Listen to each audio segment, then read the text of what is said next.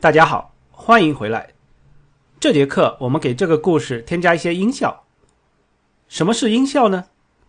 大家如果看过动画片或者玩过游戏的话，就会知道里面的人物做某些特定动作时，往往会有配合这个动作的音效响起来。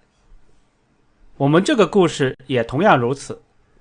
鸭子巫师会施展魔法，把小猫传送到不同的地方。这个施展魔法的瞬间就很适合放一个释放魔法的特效。我们现在就来做这个。其实 Scratch 是非常擅长添加音效的，同时也自带了很多声音。我们选中舞台，来这边找到声音面板，可以在这里添加声音。这里有个题外话，为什么要在舞台中添加音效呢？我们不是还有小猫和鸭子巫师这两个角色吗？为什么不在他们这里添加？我这么做当然是有原因的。原因很简单，因为我们是在舞台中切换背景的，所以在切换背景的同时播放一个音效是非常顺理成章的。好，解释就到这里。我们来看一下这个声音面板。大家已经可以看到这里已经自带了一个音效了。我们来听听这个自带的音效效果如何。点击这里的播放键就可以听到声音。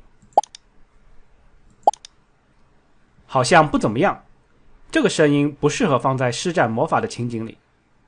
没关系，我们可以去 Scratch 的声音库里找找看。Scratch 准备了很多素材，之前我们已经用到了角色库里的角色，背景库里的背景。同样的，点击这个按钮就可以到声音库里。这里有很多声音啊，看起来不太好找。有时候选择太多也是一件麻烦的事。我们可以点击上方的效果标签来过滤掉不要的，因为我们找的是施展魔法的效果音。用鼠标移到这些效果音上方就可以直接听到声音。我们来找找看。这个不太适合，这个也不太好，这个就有点搞笑了。其实呢，老师已经有一个中意的效果音了，叫做 Magic Spell， 翻译成中文就是魔法咒语的声音。在这里我们来听一下。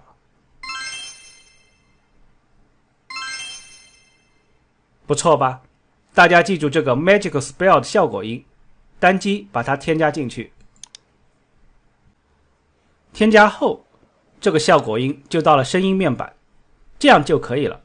我们回到代码面板，在切换背景时，我们应该播放刚才那个魔法咒语的声音了。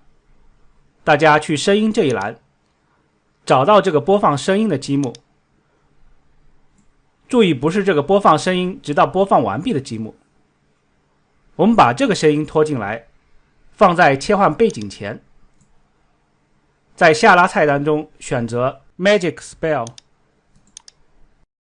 我们一共切换了3次背景，每次都要播放这个声音。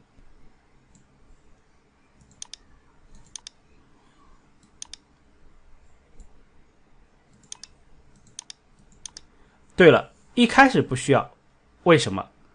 因为一开始是默认的卧室啊，这里不需要鸭子施展魔法，当然就没有效果音了。现在可以试试听听看了。我好想去旅行啊！我是鸭子巫师，我可以满足你的愿望。我做梦都想去月亮。如你所愿。太冷了，赶紧回地球吧。如你所愿。我不会游泳。好吧。还是家里最好啊。非常不错吧？加入了效果音之后，切换背景自然流畅了不少，不那么突兀了。这节课就到这里，我们学会了使用播放音乐的积木。到了这里，我们就把小猫爱旅行的小故事全部讲完了。有兴趣的同学可以试着拓展一下，再加点剧情，甚至再添加几个角色，把这个故事变得更有趣。好，我们下一章再见。